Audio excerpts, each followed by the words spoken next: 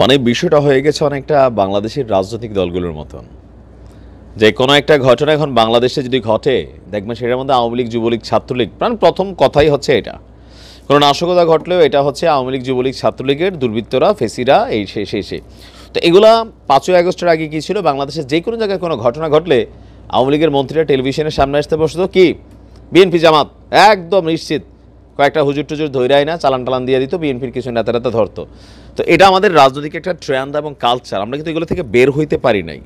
তবে ভারতে আপনারা জানেন যে ভারতের একজন চিত্রনায়ক সাইফ আলী খান, সাম্প্রতিক সময়ে তাকে ছুরিকাঘাত করা হয়েছে, হাসপাতালে তিনি চিকিৎসাধীন আছেন।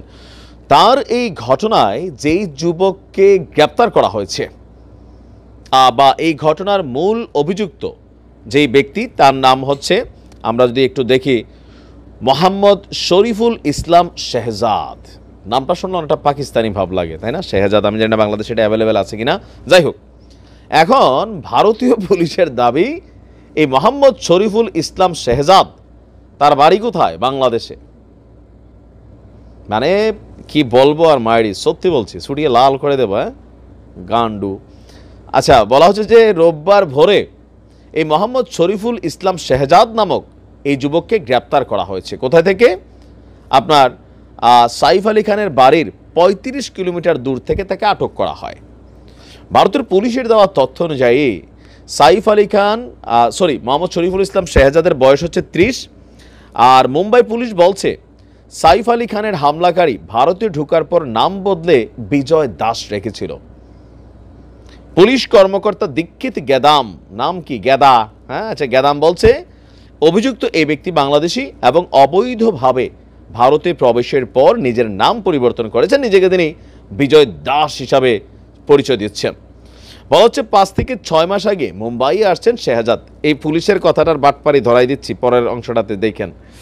তো এরপর কিছুদিন শহরে ছিল, তো একটা হাউসকিপিং এজেন্সিতে সে কাজ করত। তার কাছ থেকে কি মিলেছে? ভুয়া নথিপত্র। ভারতীয় নাগরিক হওয়ার কোনো পরিচয়পত্র সে দেখাতে পারেনি। অভিযুক্ত এর আগেও আপনার সাইফের বাড়িতে এসেছে, বিভিন্ন গণমাধ্যম বলছে। তো পুলিশ বলছে যে চুরির উদ্দেশ্যে অভিনেতার বাড়িতে প্রবেশ করেছিল।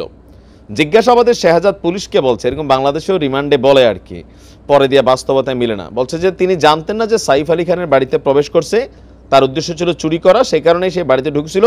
হঠাৎ সাইফ আলী খান তার সামনে হাজির হন এবং অভিনেতাকে ছুরি দিয়ে বেশ কয়েকবার আক্রমণ করে সে সেখান থেকে পালিয়ে যায়। তো তার কোনো অপরাধমূলক ইতিহাস নেই, আর তার সম্পর্কে আরও তথ্য সংগ্রহ করছে যে সে ভারতে কিভাবে প্রবেশ করলো। আর সাইফের উপর হামলাকারী যুবককে প্রাথমিকভাবে বাংলাদেশি বলে এই পুলিশ দাবি করলেও সেই দাবির বিপরীতে কোনো প্রমাণাদি দেখাইতে পারে নাই মুম্বাই পুলিশ। এখন সাইফ আলী খানের যে আইনজীবী আছেন তিনি দাবি করছেন যে ভাই, এই লোক বাংলাদেশি না, সে ভারতী। হিন্দু একজন ব্যক্তিরে মুসলমান বানাই দিল কেন? সাইফ আলী খান মুসলিম। গেল কয়েকদিন যাবৎ ভারতের যে খানরা আছেন, সালমান খান আর বিভিন্ন সহ লরেন্স বিষ্ণু গ্যাং নামক একটা গ্যাং আছে, জেল থেকে বসে তারা কিন্তু সুপারি দিয়ে ঘটনা ঘটায়। সালমান খানের বাড়ির পাশেও গুলি হয়েছিল, তো এরপর থেকে তার নিরাপত্তা প্রোটোকল বাড়ানো হয়েছে। সাইফ আলী খানের ঘটনায় ভারতের কোনো এক লোক ভাই ঘটাইছে, হইতে পারে গরিব মানুষ চুরি করতে গেছে, যাইয়া ধরা খাইছে। এখন সে যে মুসলিম, হ্যাঁ, সে কি তার ময়না পাখি খুইলে দেখছে? এ গেদা, দেখেছিস? এখন সে যে মুসলিম, আগে এটা প্রমাণ করার জন্য তার মুসলমানই হয়েছে কিনা এটা তো দেখা দরকার। পাশাপাশি এই লোক যে বাংলাদেশি, রিমান্ডে নিলে তো তার বাড়ি, ঘর, ঠিকানা, নাম চলে আসবে। মানে এখন পরিস্থিতিটা এটা কাভার করার জন্য এটা এই মোদির সরকার এটা মুসলিমদের উপর ধাক্কানোর চেষ্টা করতেছে, ইভেন বাংলাদেশের উপর ধাক্কানোর চেষ্টা করতেছে। How funny! অবশ্য ভারতের পুলিশ এমনই, সিনেমা দেখা তো বোঝার উচিত, তাই না, যে ভারতের পুলিশ কেমন। ভালো থাকুন, আসসালামু আলাইকুম। বাংলাদেশ নিয়ে গুজববাজি বন্ধ করেন।